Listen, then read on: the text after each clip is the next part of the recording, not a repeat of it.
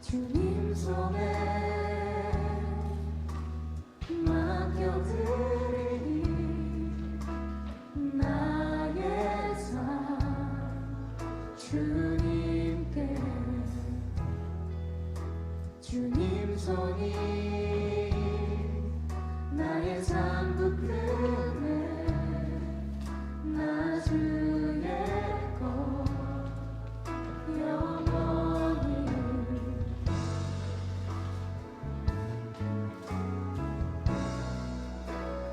내가 믿는 분 예수 내가 속한 분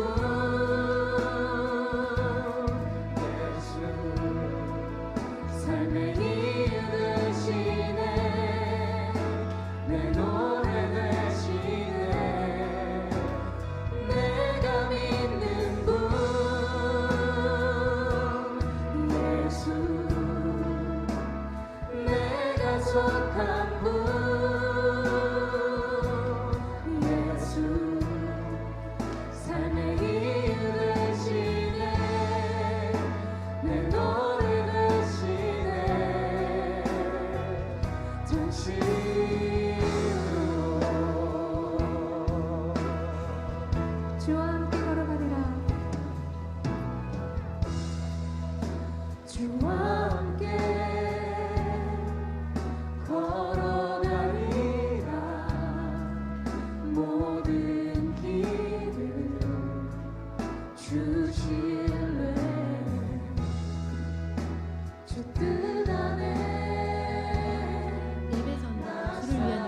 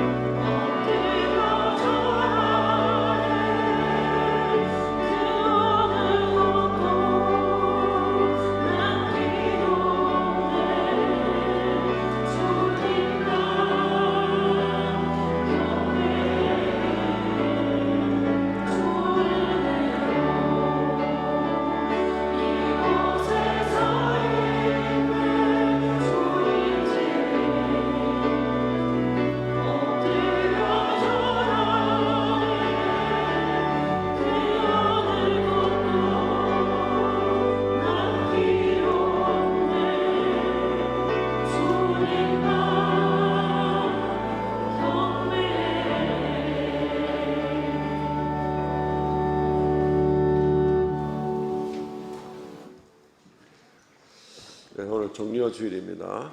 시간이 되었습니다. 묵상기도 드림으로 주일 일부 예배 시작합니다.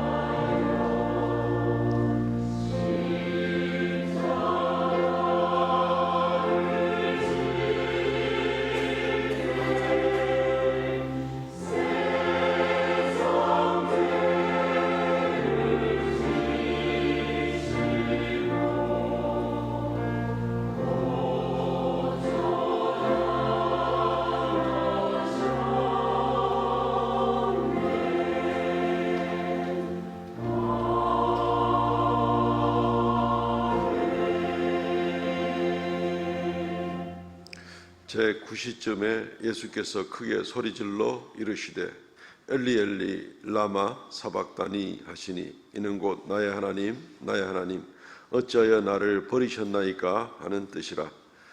주 하나님, 종려주의를 맞이하여 주 앞에 다시 머리 숙여 경배하옵나이다. 주님께서 우리를 위하여 희생하신 그 귀하신 희생을 다시 한번 또 생각하며 또 감사하며 엎드립니다. 돌아보고 돌아보아도 우리는 늘 부족한 것 많이 있고 주님 앞에 부끄러운 것 많이 있는데 주님께서 우리를 내치지 아니하시고 끝까지 믿음을 허락하시며 끝까지 우리의 삶을 도우시며 인도하여 주시는 은혜를 감사하옵나이다. 좌정하사 주님 홀로 영광 찬송 받아 주시옵시고 이 한 주간 또 새로운 마음으로 주님과 동행하는 온 성도들 되게 은혜 다하여 주시옵소서.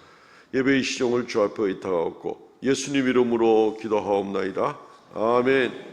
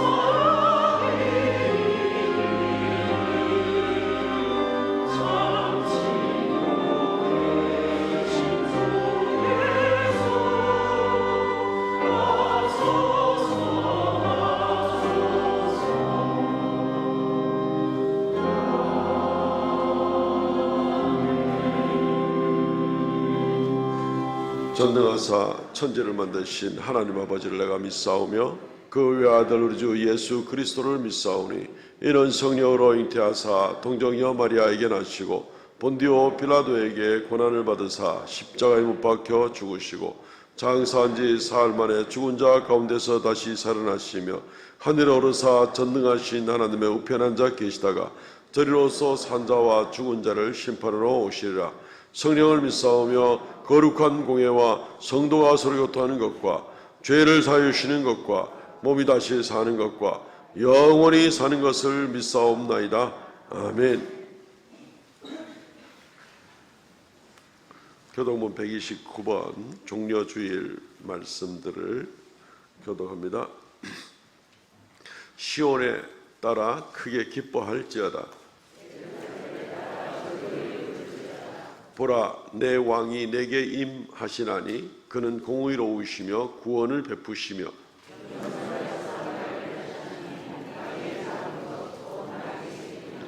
내가 에브라임의 병거와 예루살렘의 말을 끊겠고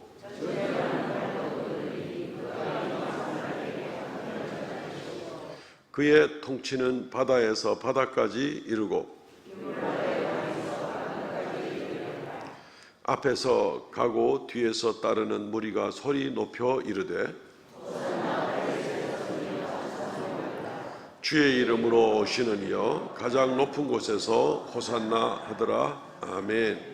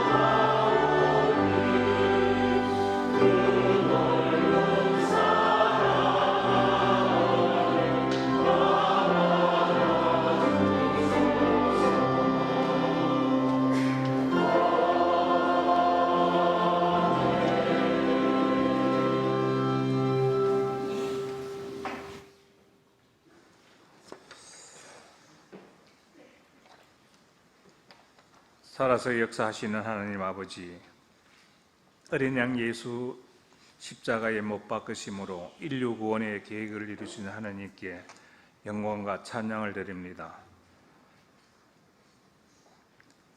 사순절 기간을 맞아 주님의 십자가를 바라보며 주님의 고난을 묵상하고 우리의 죄와 허물을 고백하오니 회개합니다. 입으로는 주님을 외치면서 세상 속에는 나만을 위하고 주님을 순간순간 부인하였고 십자가의 사랑을 뒤로 감추고 세상과 타협하며 살아왔던 저희들을 불쌍히 여겨 주옵소서. 고난의 잔을 거부하지 아니하시고 피땀 흘려 기도하시며 가시 멸관을 쓰고 조롱과 멸시를 당하셨던 주님을 바라보며 세상에서 주님 모습처럼 사랑과 용서로 살아가는 우리들이 되게 하여 주옵소서. 세계 모든 백성들이 전쟁과 기근과 또한 종교적 갈등으로 경제까지도 어려움이 있습니다.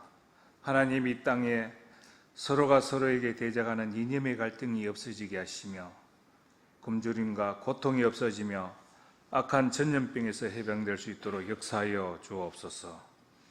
믿음의 백성들에게 주께서 부활의 생명과 능력을 주옵소서. 어둠의 영이 유혹하는 이 세상에 넘어지지 않게 믿음의 은혜를 주옵소서. 때로는 주변의 복잡한 정세로 인해 마음이 두려움과 공포가 엄습하고 악한 세상의 공격 앞에 무기를 하고 좀처럼 풀리지 않은 문제로 인해 마음이 상하기도 합니다. 모든 염려를 주님 앞에 맡깁니다. 우리를 구원하시기 위해 십자가에 죽으시고 부활하신 예수님, 우리 가운데 살아계심을 믿게 하옵소서. 주만 바라보며 하나님께 영광 올려드리는 삶이 되게 은혜를 주실 줄 믿습니다. 시험과 환난으로 약해가는 믿음 위에 성령의 은혜를 충만하게 하시고 영육간의 병든몸과 마음의 상처까지 치료해 주시옵소서. 물질의 어려움과 근심이 사라지게 하시며 저들이 날마다 부르짖는 강구의 기도로 들어주옵소서. 연약한 우리의 심령들이 어떠한 시련이 닥칠지라도 극복할 수 있는 믿음을 주실 줄 믿습니다. 교회의 각 부서에 세워주신 종들에게 지혜와 명철을 주옵시고 맡은 사역을 잘 감당하여 교회의 부흥에 큰 힘이 될 수 있도록 축복하여 주실 줄 믿습니다. 기도로 준비하여 말씀을 전하시는 담임 목사님께 성령의 은혜와 말씀의 능력을 주옵소서.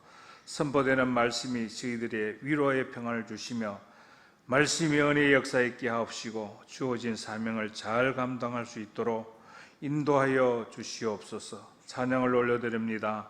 호산나 찬양대의 찬양을 받아 주옵시고 성도와 함께 은혜의 시간이 되게 하시옵기를 빌고 원합니다.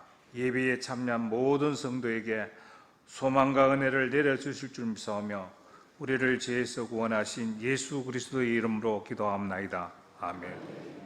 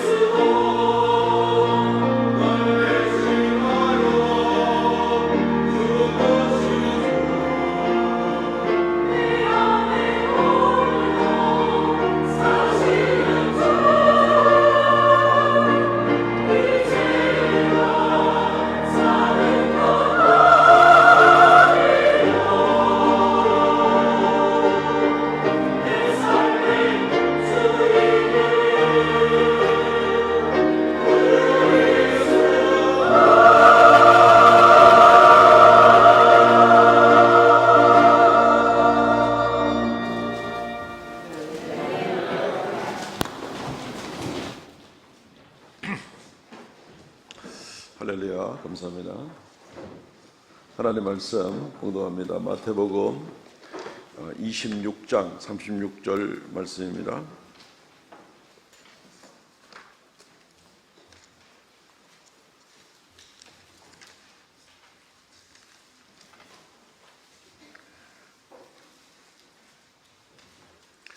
마태복음 26장 36절로 46절 말씀까지 봉독하겠습니다.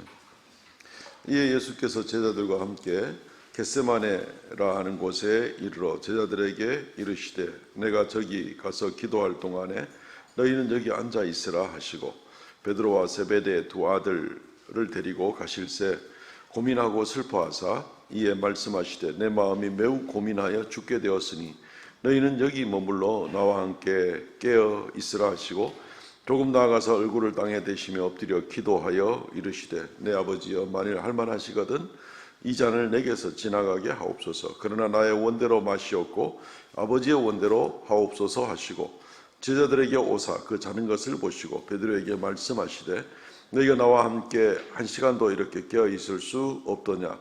시험에 들지 않게 깨어 있어 기도하라. 마음에는 원이로되 육신이 약하도다 하시고 다시 두 번째 나아가 기도하여 이르시되 내 아버지여 만일 내가 마시지 않고는 이 잔이 내게서 지나갈 수 없거든 아버지의 원대로 되기를 원하나이다 하시고 다시 오사 보신즉 그들이 자니 이는 그들의 눈이 피곤함일러라. 또 그들을 두시고 나아가사 세 번째 같은 말씀으로 기도하신 후 이에 제자들에게 오사 이르시되 이제는 자고 쉬라. 보라 때가 가까이 왔으니 인자가 죄인의 손에 팔리느니라. 일어나라 함께 가자. 보라 나를 파는 자가 가까이 왔느니라. 아멘. 오늘 이 말씀 중심으로 해서 겟세마네 동산에서라는 제목으로 하나님의 말씀을 증거하도록 하겠습니다. 오늘 종려 주일입니다. 예배 시작할 때 말씀을 드렸지만 종려 주일은 예수님께서 이 땅에 육신으로 오셔서 그리고 30년 가까이 또 지내시고 공생의 3년을 또 지내시고 그런 이후에 마지막 주간 한 주간을 남겨놓고 예루살렘 성에 나귀를 타고 입성하실 때에 사람들이 겉옷을 벗어서 길에 깔고 종려 가지를 흔들고 또 소리를 질러 호산나 구원하소서 다윗의 자손이여. 여기서 이제 유래가 된 바로 그러한 주일이 되겠습니다.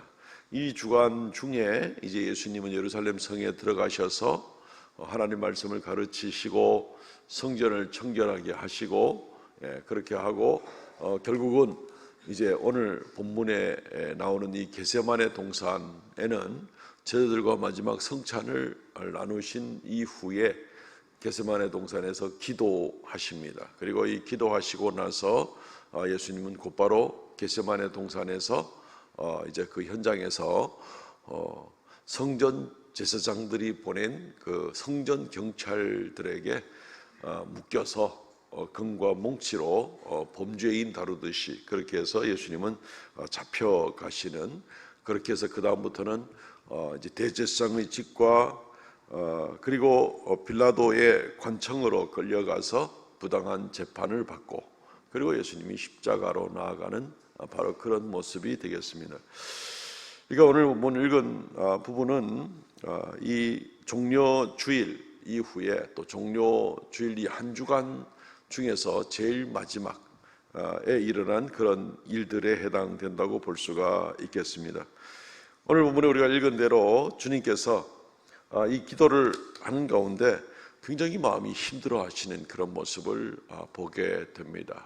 또 슬퍼하셨다라고도 말씀을 하시고 있습니다. 그리고 예수님 스스로가 내가 고민이 되어서 죽을 지경이다 이런 표현까지 쓰시는 그런 모습을 보게 됩니다. 그래서 우리는 예수님의 십자가를 앞두고 기도하는 이 기도의 내용들을 우리가 보면서 우리가 주님의 십자가를 다시 한번 더 생각하고 주님께 나갈 수 있으면 좋겠습니다. 우리가 오늘 좀 생각해 볼 것은 혹시 우리가 우리 주 예수님의 십자가의 고난을 너무 가볍게 생각하진 않았는가? 너무 당연하게 생각하진 않았는가? 주님의 고난은 생각하지 않고 우리가 주님께 받을 축복만 너무 구하진 않았는가 하는 그런 모습들, 주님과와는 깊은 감격이나 감사를 느끼는 시간보다도 그냥 혹시 내 중심이 되는 그런 신앙생활이 혹시 더 많지는 않았는가, 이런 모습들을 오늘 주님의 이 모습 보면서 우리가 좀 생각을 해 보아야 할 것 같습니다.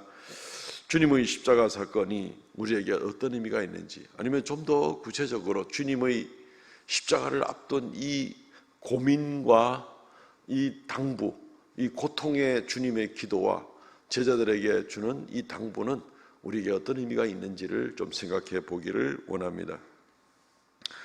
두 가지 정도로 생각을 해봅니다. 첫째는 내 원대로 마시옵고 아버지의 원대로 하옵소서, 주님의 기도 내용이죠.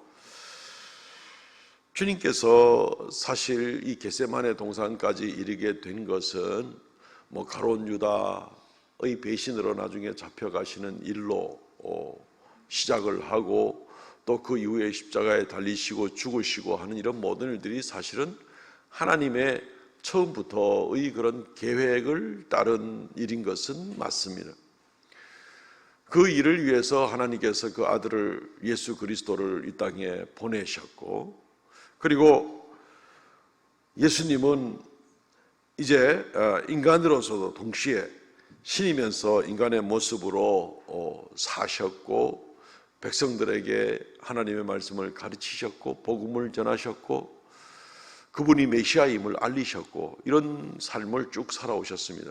그리고 주님의 지상생활에서의 마지막은 하나님의 계획하신 대로 이제 십자가에 달려서 대신 죽음을 당하시고, 그리고 무덤에 내려가시고 하는 이 일들이, 그래서 대속의 죽음을 죽으신 일들이 아버지 하나님의 그런 계획이었습니다. 중간에 여러 가지 힘든 일들이 많이 있기는 있었지만 어쨌든 간에 주님께서 이 겟세마네 동산까지 온 것은 참 저 위에 하나님의 계획 가운데 보면은 계획대로 순차적으로 나온 그런 일이다라고 이렇게 볼 수가 있을 것입니다. 그럼 혹시 우리가 생각에 이건 당연한 거 아닌가?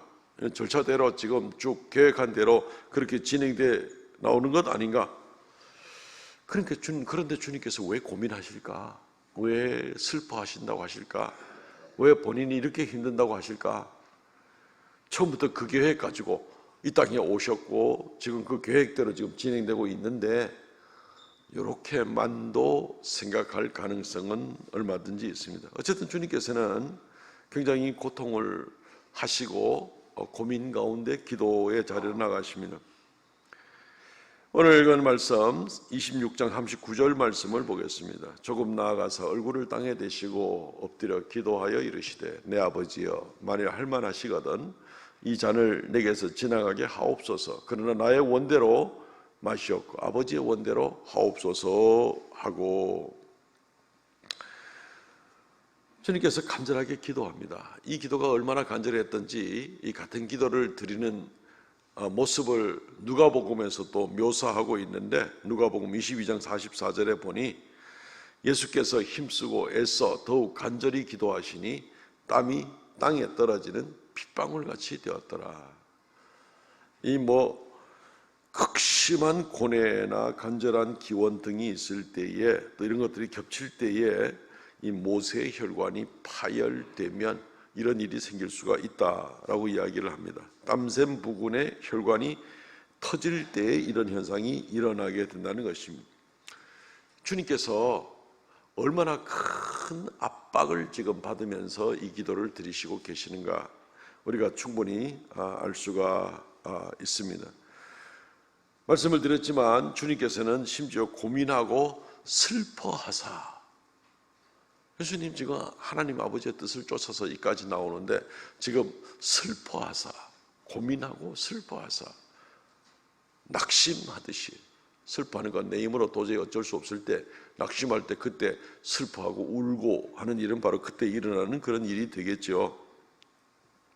왜 예수님께서는 이렇게 슬퍼하고 고민하는 이런 모습일까 하는 그런 것을 우리가 좀 생각해 보면서 왜 그러실까 하는 그런 질문을 좀 던져 보아야 됩니다. 아니, 계획대로 잘 돼가고 있잖아. 예수님은 나를 위하여 십자가에 달려 돌아가시도록 돼 있잖아. 이렇게만 당연하게 생각을 하면은 아마 부모한테 평생 그냥 다고다고 하면서 매달리는 그냥 철부지 아이들 같은 그런 신앙에 지나지 않는 것입니다. 부모의 마음을 헤아릴 줄 모르는 그런 마음이라면 이 성장해가는 자녀라고 볼 수가 없겠죠. 그냥 마냥 철부지 서너 살짜리 어린아이에 지나지 않다고 아마 볼 수가 있겠죠. 우리는 질문을 해야 됩니다. 왜 우리 주님께서 지금 슬퍼하시고 고민하시고 하는 그 이유들을 우리가 생각을 해보아야 되는 것입니다. 주님의 이 고민과 슬픔의 문제는 첫째, 누구를 위한 죽음이었는가부터 먼저 좀 생각을 해보아야만 합니다. 누구를 위한 죽음이었는가? 그렇잖아요. 아버지 하나님을 사랑하고 하나님의 계획대로 이 땅에 오셔서 지금 계획대로 쫙 십자가 쪽으로 나아가고 있는데 왜 슬퍼하고 고민하는 거예요? 우리가 좀 깊이 생각을 해봐야 될 부분들이 있다는 겁니다. 누구를 위한 죽음이었는가를 생각하면 예수님 아니라 우리도 너무너무 슬퍼하고 우리 스스로도 너무너무 모욕감을 느낄 수가 있어야 되는 바로 그 장면이 되는 겁니다. 예수님의 죽음은 뭐 대를 위해서 소를 희생해야 된다는 정치가를 위한 뭐 그런 죽음 물론 아닙니다. 세상에는 성경에서 말하듯이 의인을 위하여 더러 죽는 이도 있다라고 얘기합니다. 의미 있는 죽음이겠죠. 그런데 예수님의 죽음은 지금 죄인을 위해서 죽는 죽음입니다. 죄인을 위해서 죽는 죽음입니다. 그러니까 악한 자입니다. 하나님께 마땅히 심판받아야 될 그런 자를 위하여 주님께서 심판을 받는다는 겁니다. 다른 말로 하면은 우리의 죄 때문에 우리가 심판을 받아야 되는데 지극히 거룩하신 예수께서 자기가 죄인 중에 죄인인 것처럼 인정을 받고 그렇게 자기 스스로 인정을 하고 그리고 자기가 그렇게 마땅히 벌을 받아야 마땅한 사람인 것처럼 그렇게 인정을 하고 지금 십자가로 나가는 그 길이라는 겁니다. 우리는 땅에 살면서 조금이라도 억울한 일 당하면 참 감당하기 힘들죠. 그런데 주님께서 완전 무결하신 지극히 거룩하신 그분께서 세상에 어떤 악한 자들보다도 더 악한 자가 되어서 형벌과 심판을 받게 지극히 합당한 자로 여김을 받아서 그분이 십자가에 달려 돌아가신다고 한번 생각을 해보십시오.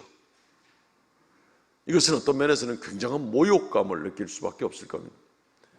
좌절하고 슬퍼하고 근데 그렇게 안 하려고 하니 나는 원래부터 거룩한 자인데 그렇게 하지 않으려고 하니 주님이 사랑하시는 인간들이 전부 다 심판을 받아야 되는 거죠. 정말 이놈의 사랑 때문에 주님께서 그 모욕감을 감당하고 나아가고자 하는 겁니다.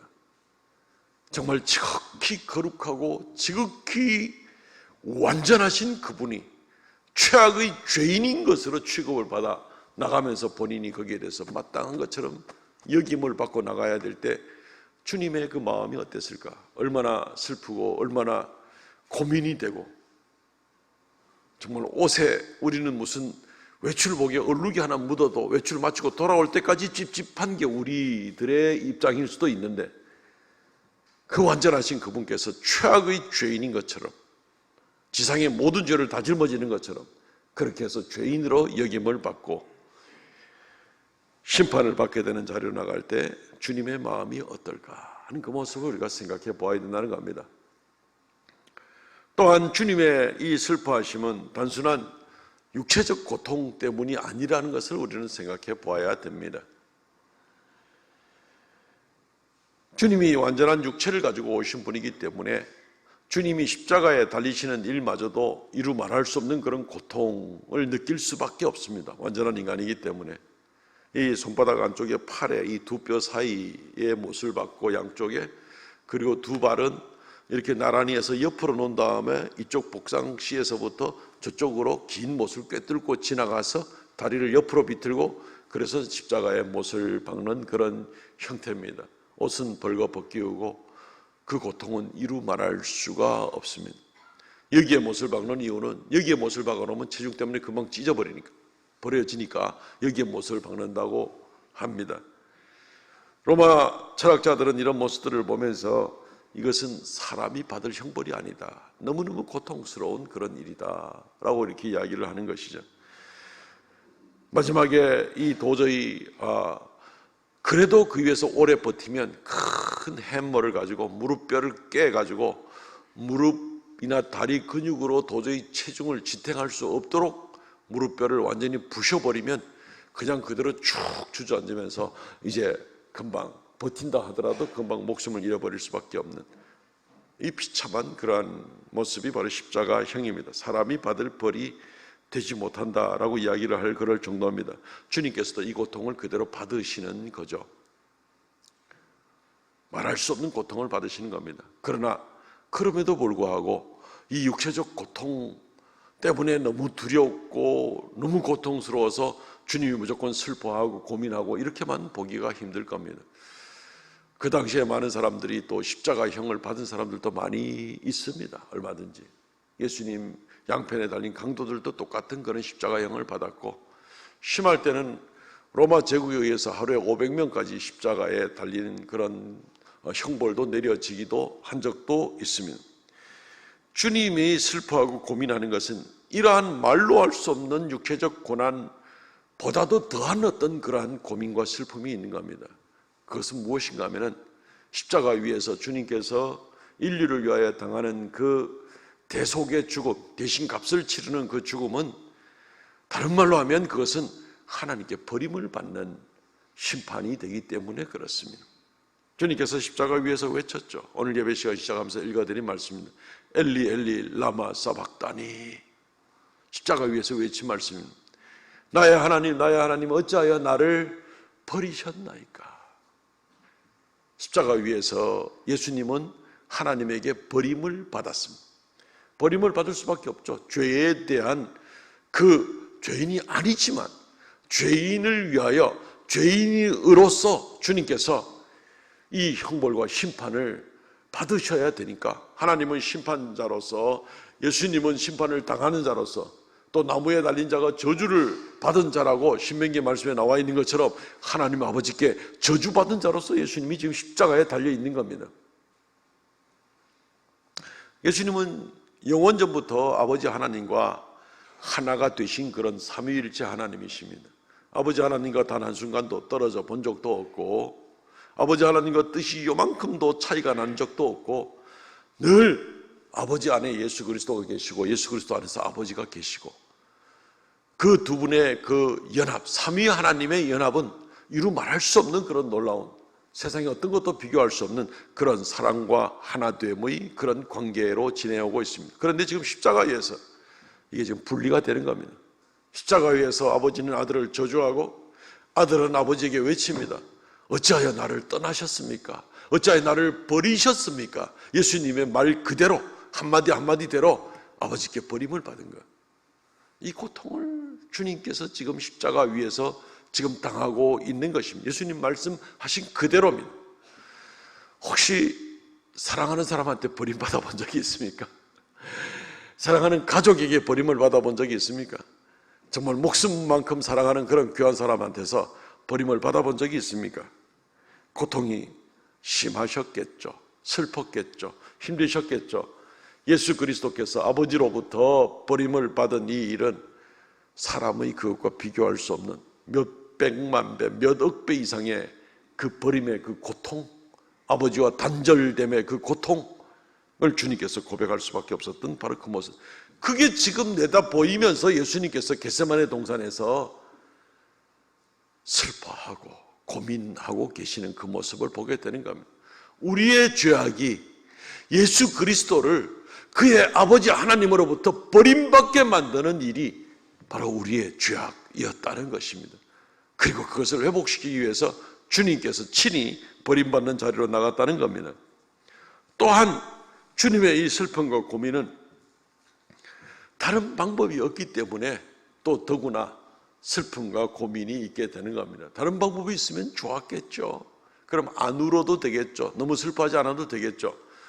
슬퍼한다, 운다 하는 것은 최후의 더 이상 방법이 없기 때문에 그러는 거라 말씀드리지 않았습니까? 왜 전지전능하신 하나님, 수억의 창조를 얼마든지 감당할 수 있는 그런 하나님께서 왜 다른 방법을 좀 만드시지 않으셨나? 예.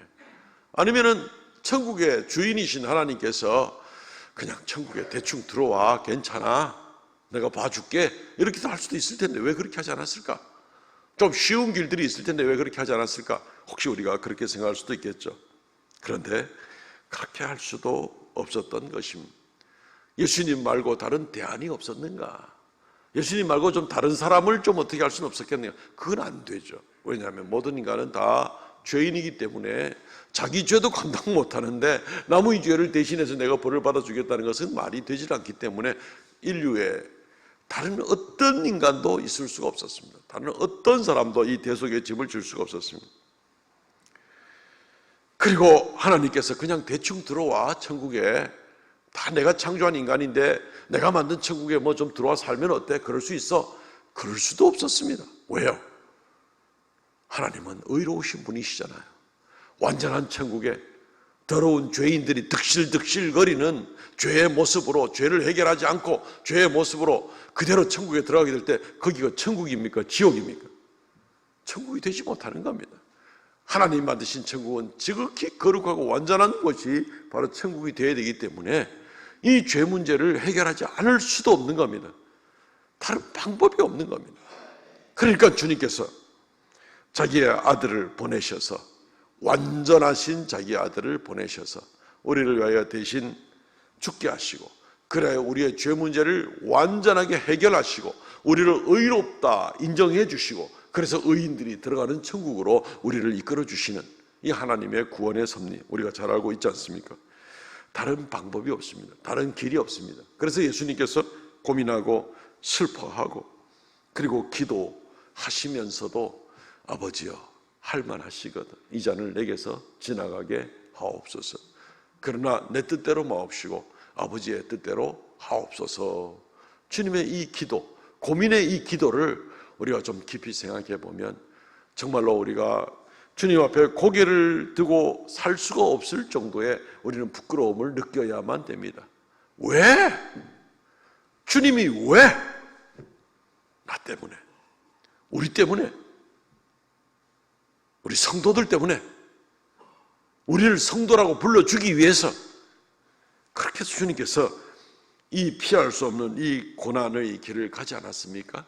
그런데 우리가 이 주님의 이 고난과 이 희생을 생각하지 않고 철딱선이 없는 어린애들처럼 그냥 하나님 오늘은 이걸 주시고 내일은 저걸 주시고 주님의 십자가의 고난을 생각도 하지 않고 살아가는 그런 모습은 굉장히 부끄러운 모습입니다. 여전히 죄 용서 받았다면서도 죄 가운데 사는 겁니다. 죄인들의 특징은 어떤 모습이 있습니까? 책임을 다른 사람한테 자꾸 미룹니다. 어떤 일이 있든지 내 책임 아니야, 이건 다른 사람 책임이야. 처음부터 그랬어요.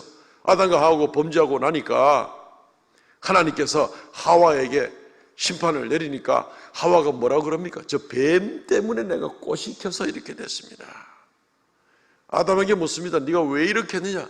하나님, 저 여자가 나한테 저 과일을 줘가지고 그러지 않았습니까? 그리고 그 여자는 하나님이 주시지 않았습니까? 아담이 책임을 미루는 짓은 하나님에게까지 책임을 미루는 그 아십니까?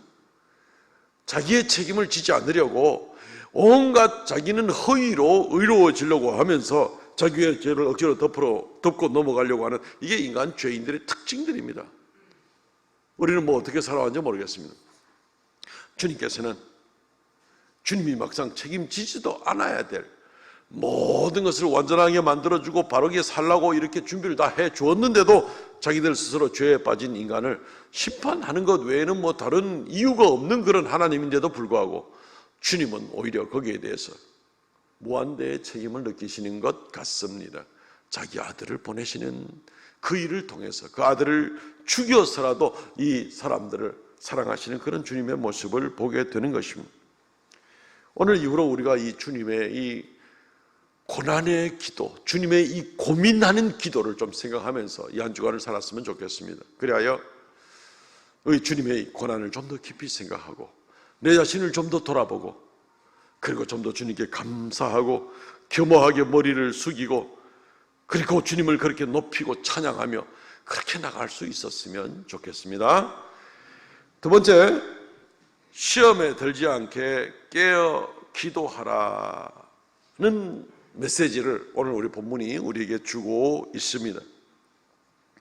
주님께서는 베드로와 세베대의 두 아들 야고보와 요한을 데리고 따로 기도하러 더 들어가십니다. 겟세마네 동산에서. 그리고 그들에게 부탁합니다.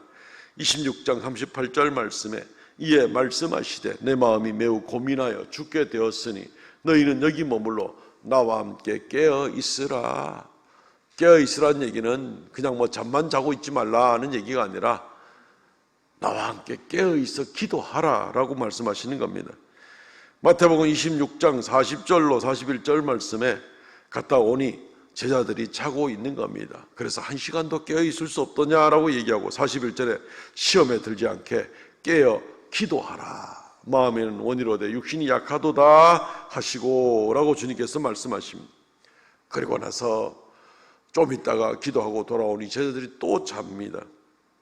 그래서 예수님은 세 번째 기도하러 또 나가셨고 그리고 나서 또 돌아오니까 또 자고 있습니다. 그러니까 주님께서는 이제는 45절 말씀에 제자들에게 이르시되 이제는 자고 쉬라. 때가 가까이 왔으니 인자가 죄인의 손에 팔리느니라. 제자들은 1시간도 깨어있어 기도하지 못하고 주님의 이 고민의 기도, 이 슬픔의 기도를 제자들은 이해하지 못한 것 같습니다. 주님이 원하는 것이 무엇인지도 깨닫지를 못했던 것 같습니다. 우리는 오해를 하실 필요는 없습니다. 예수님께서 이 십자가가 내가 너무 힘드니까 너희들이 기도로 나를 좀 도와줘. 그래야 내가 감당할 수 있어.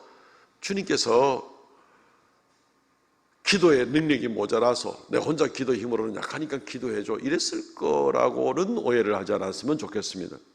주님이 말씀하시는 것은 41절 말씀에 명백하게 말씀하셨듯이 너희가 깨어있어라 기도하라는 얘기는 무슨 의도인가 하면은 너희가 시험에 들지 않게 하기 위하여 깨어있어 기도하라. 너희가 시험에 들지 않기 위해서 깨어있어 기도하라. 이렇게 얘기를 하는 것입니다. 제자들이 감당해야 될 일이 있는데 이 제자들이 맨날 시험에 걸려 넘어지고 쓰러지고 이렇게 돼가지고는 이제 주님께서 맡기실 일을 감당을 못하는 겁니다.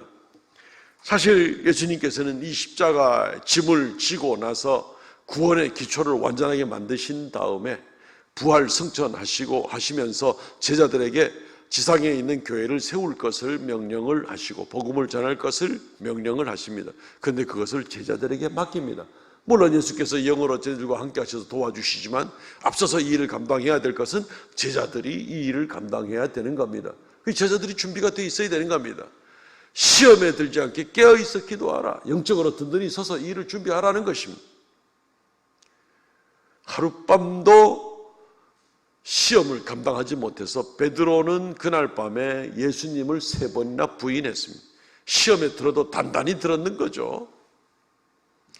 하룻밤에 3번씩이나 넘어지는 사람이 뭐 어떻게 하나님의 나라를 세우고 교회를 세우고 하나님의 영광을 위하여 헌신을 하고 든든한 일꾼으로 쓰임 받을 수가 있겠습니까? 형편없는 정말 말 그대로 오합지졸에 지나지 않는 그런 사람들인데 이런 사람들이 어떻게 하나님 나라를 세울 수가 있겠습니까? 그래서 주님은 기도로 준비하라. 기도로 준비하라. 시험에 들지 않도록 기도로 준비하라. 나는 내 길을 가는데 너희들은 너희의 십자가를 지고 너희의 길을 갈 수 있어야 된다. 누차 이야기하시던 바로 그런 주님 아니었습니까? 시험에 들지 않게 깨어있어 기도하라. 준비하라는 겁니다. 성령 충만함과 기도로 말미암아서 이 일을 준비를 해야 되는데 이 영적인 일들을 감당하고 하나님 나라를 세우는데 기도하지 않고는 이길 수가 없습니다. 감당할 수가 없는 겁니다. 뭐 돈만 많이 벌면은 뭐 그걸로 하나님 일하면 되지 뭐 그걸로 되는 일이 아닙니다. 하나님의 나라는 영적으로 세워나가는 그런 나라의 일이 되는 겁니다. 예수님께서 제자들은 이 부분들을 상당히 오해를 해서 누가복음 22장에 보면은 예수님께서 제자들에게 때가 왔다. 너희들이 검을 준비해라. 그러니까 제자들은 진짜 칼 준비하라는 줄 알았습니다. 그래서 베드로는 칼 준비했습니다. 그래서 겟세마네 동산에서 성전 제사장들이 보낸 성전 경찰들이 와서 예수님 막 잡아갈 때 베드로가 칼 꺼내가지고 한 사람 귀를 베었습니다. 말고라는 사람이 귀를 베었습니다. 누가복음에 가니까 제가 지금 마태복음 누가 왔다 갔다 하는데 누가복음에 가면 예수님께서 이거도 참으라 라고 말씀하시고, 마태복음에 이 뒤에 내려가면 무슨 말씀이냐, 검으로 흥하는 자는 검으로 망하리라 라고도 얘기를 하고 있습니다. 저희들이 헷갈리는 거죠. 뭐 검을 준비하라고 할 때는 언제고 지금 또 검으로 망하리라고 하는 얘기는 또 뭐고, 제자들이 주님이 검으로라는 이 검을 준비하라는 말을 제자들이 전혀 이해하지를 못했던 겁니다. 검을 준비하니까 진짜 칼을 준비하고 예수님께서 제자들에게 부탁해서 온 세계에 하나님의 나라를 세우는 이 일은 장차는 로마 제국도 뒤집고 온 세계도 뒤집고 복음으로써 하나님 나라를 거기에 든든히 세워나가는 것이 바로 제자들이 감당해야 될 영적 싸움이고 승리로 세워나가야 될 하나님의 나라입니다. 그렇죠? 그런데 베드로가 칼 한 자로 준비해가지고 이걸로 내가 온 세상을 정복하고 이걸로 하나님 나라를 세우겠다? 이게 되겠습니까? 칼 한 자로 로마 제국을 무너뜨릴 수 있겠습니까? 베드로가 어림턱도 없는 그런 얘기입니다. 주님의 말씀을 이해를 못해도 너무너무 못한 그런 경우가 생기는 겁니다. 그래서 주님께서 바로 검으로 망하리라 얘기를 하면서 그런 것이 아닌 것을 가르쳐주고 있는 것입니다. 베드로는 나중에 성령께서 강림하신 다음에 이것을 깨닫죠. 성령의 검을 준비하고 말씀을 준비하고 그리고 성령 충만함을 준비하고 늘 기도로 주님께 의지함으로 모든 일에 기도를 더하여, 우리 에베소서 묵상할 때 에베소 6장의 전신갑주의 마지막 부분에 이 모든 일에 기도를 더하여 라는 구절이 나오지 않습니까? 날마다 기도함으로 완전 무장이 더 든든해지도록 만드는 그 일을 우리가 묵상해 보았습니다. 그래서 성령 강림하신 이후에 베드로는 매일매일 기도하러 갑니다. 예루살렘 성전에 시간을 정해놓고 제 9시 기도 시간에 뭐 이러면서 막 기도하러 다닙니다. 예. 그리고 아침 9시에도 기도하고 저녁 시간에도 기도하고 열심히 기도합니다. 그래서 그때 어떤 일이 일어납니까? 그때에 남에서부터 안진병이 됐던 자가 일어나고, 베드로가 그때 나한테 은과 금은 내게 얻거니와 내게 있는 것으로 내게 주노니 곧 나사렛 예수 그리스도의 이름으로 일어나 걸어라. 베드로는 은과 금 없었습니다. 그걸로 하나님 나라 세우는 게 아니었습니다.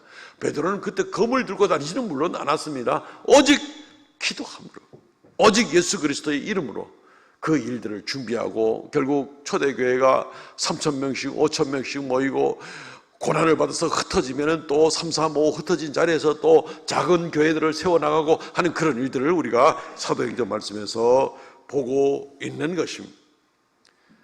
주님께서 너희가 나와 함께 잠시도 깨어있어 기도하지 못하느냐라는 이 말씀은 이제는 하나님의 나라를 너희들에게 맡길 텐데, 이걸 무슨 천사들에게 맡길 것도 아니고 하늘에서 무슨 뭐 아브라함을 다시 보낼 것도 아니고 너희들에게 지금 이 하나님 나라를 세울 일을 맡길 텐데 너희가 깨어있어서 그리고 기도하라는 것입니다. 준비하라는 겁니다.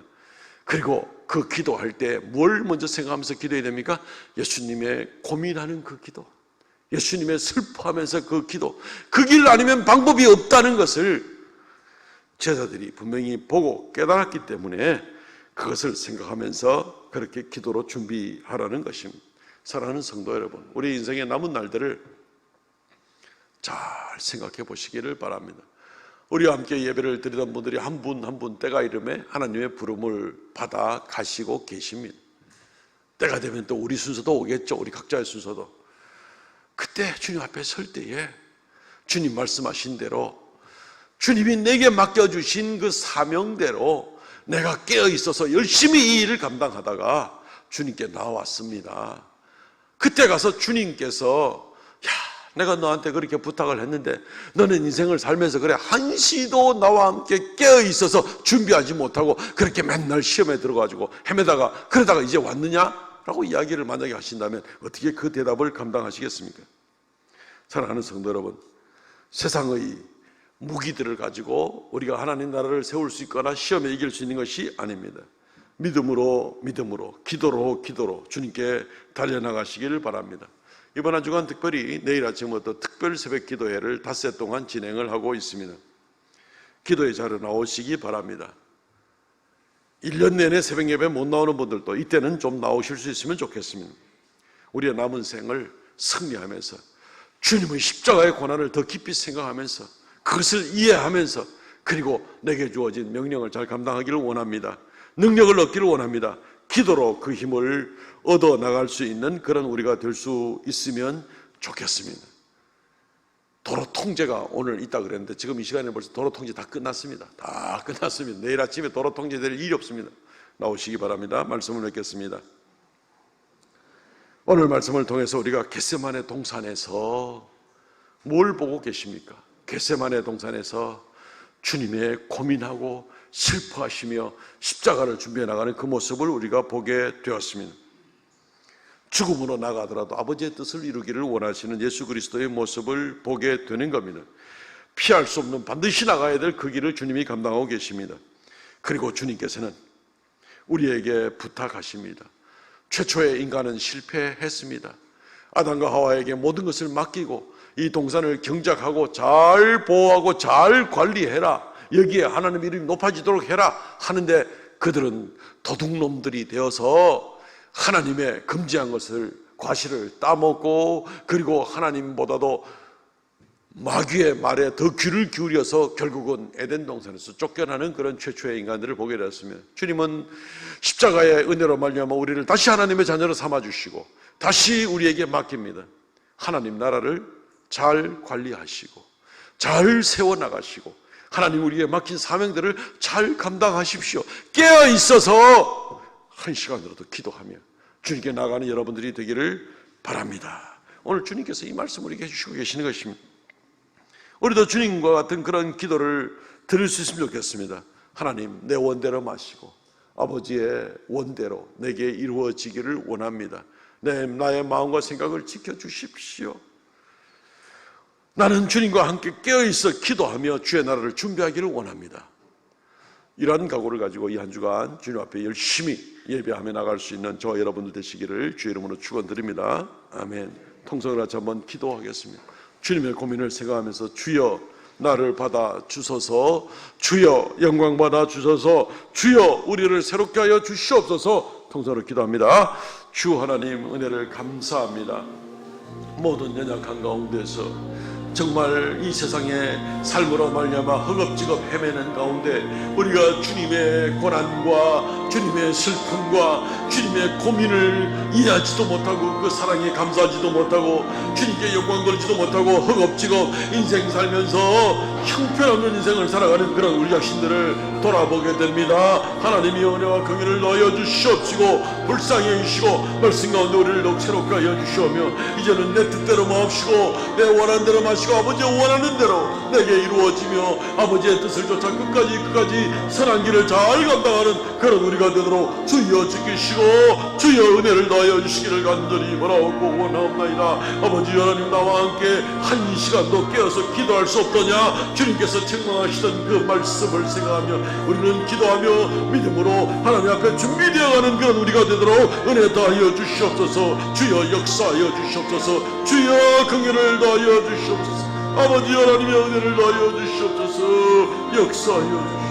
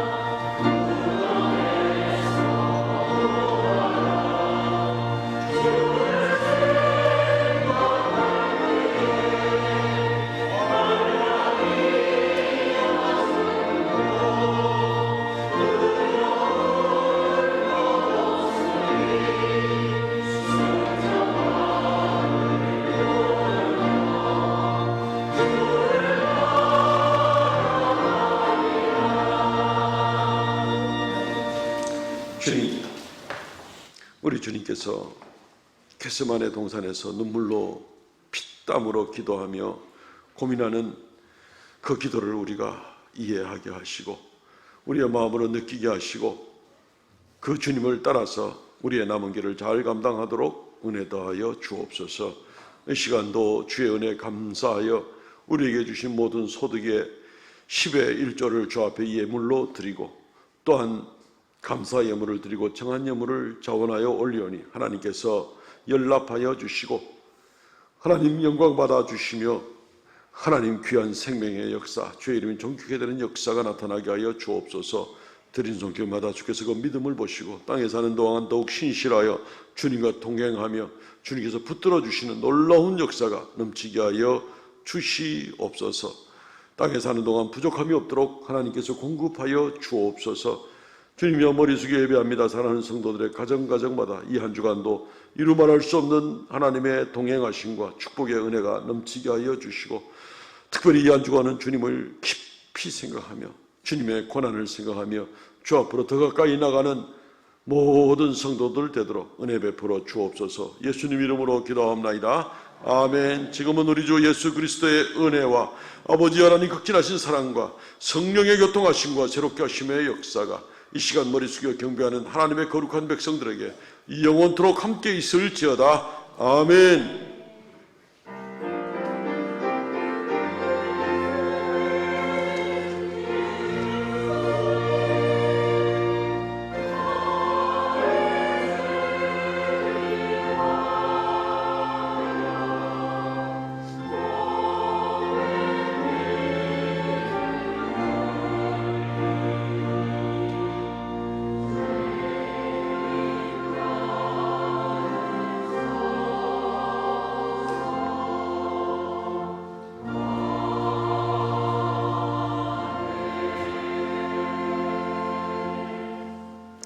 아멘. 예배를 마쳤습니다. 우리 전후좌우로 성도의 교제를 나누겠습니다. 주님의 고난을 생각하겠습니다. 주님의 고난을 생각하겠습니다. 주보를 점지해 주시고요. 성경 본문 욥기까지입니다. 오늘 종료 주일입니다. 내일부터는 특별 새벽 기도에 있습니다. 정사 예배 이번 주 금요일 저녁 8시 30분 우리 금요 기도회 시작하는 그 시간에 같이 진행합니다. 성찬식도 아울러 진행이 됩니다. 온 성도들 다 참여해 주시면 고맙겠습니다. 다음 주일은 부활주일입니다. 정성껏 예물을 준비해 주시고요. 부활절 칸타타 우리 할렐루야 찬양대 중심으로 연합찬양대가 하는 부활절 칸타타는 2부 예배 때 진행이 되겠습니다. 참고하시고요. 또 코로나 때 모이지 못했던 부활절 대구 시내 교회 연합예배가 대구 스타디움에서 진행이 되는데 오후 3시라서 교회에서는 넉넉하게 2시에 출발하게 됩니다. 또 많은 분들이 또 가지 못하고 이래서 또 그분들을 위해서는 교회에서는 다음 주에 오후 3시에 정상적으로 또 우리가 예배를 드리고 또 스타디움에 가서 예배를 드리실 분들은 다음 주일 오후는 또 그렇게 나누어서 예배를 하도록 하겠습니다. 산업전대 헌신 예배는 사정상 연기되었고요. 2부 예배 후 2시입니다. 본당에서 활동 소그룹 모임이 있습니다. 전체 리더들과 소그룹에 지원하신 모든 분들은 오늘 2시에 이 본당에 잠시 모이셔서 잠시 오리엔테이션을 하고 이번 주부터 활동을 시작을 하도록 하겠습니다. 정기교육위원회 오후 예배 후에 모입니다. 은퇴 권사 기도회가 이번 주 화요일 날 오후 2시에 모입니다. 차장대원 추가 임명합니다. 호산나 찬양대 장종복 집사님, 할렐루야 찬양대 박종명 집사님 수고 많이 해주시기를 바랍니다. 헌금 봉투에 이름과 금액을 반드시 기재해 주시기 바랍니다. 물론 무명으로도 하실 수는 있는데 이 연말 정산할 때에 혹시나 조금이라도 오차가 없도록 하기 위해서 이런 우리가 좀 권면하기로 당에서 결정을 했는데 연말 정산을 또 이렇게 그 기부금 납입 영수증을 받아가야 될 이런 분들이 우리 많이 있잖아요. 그런 분들은 특별히 반드시 이 헌금 봉투의 이름과 금액을 꼭 금액까지 꼭 기록을 해 주시면 본인만 아는 금액이고 이러니까 그렇게 해서 넣어 주시면 나중에 조금이라도 오차가 없도록 그렇게 하겠습니다. 헌금봉투는 교회에서 한 2년간 보관을 합니다. 그래서 언제라도 조금이라도 착오가 있으면 금방 확인을 할 수 있기 때문에 이렇게 하기로 했습니다. 힘력해 주시기를 바랍니다. 대구 동분호의 어린이 대회 사생 실기대회가 있었습니다. 우리 초등 1부, 2부에서 우수 또 최우수 그리기가 나왔고 글짓기 시상이 또 2부에 나왔습니다. 오늘 2부 예배 후에 시상이 있으면 준비됩니까? 예, 준비를 해 주셔서 2부 예배 후에 전달식을 한 번 더 하도록 하고 격려하는 시간을 갖습니다. 오늘 점심식사는 윤명수 장립사님, 구혜원 집사님 가정에서 성경입니다. 감사드리고요. 성경 완독자 김찬인 권사님, 이송자 집사님, 또 이정자 집사님 수고하셨습니다. 결혼식 소식이 있습니다.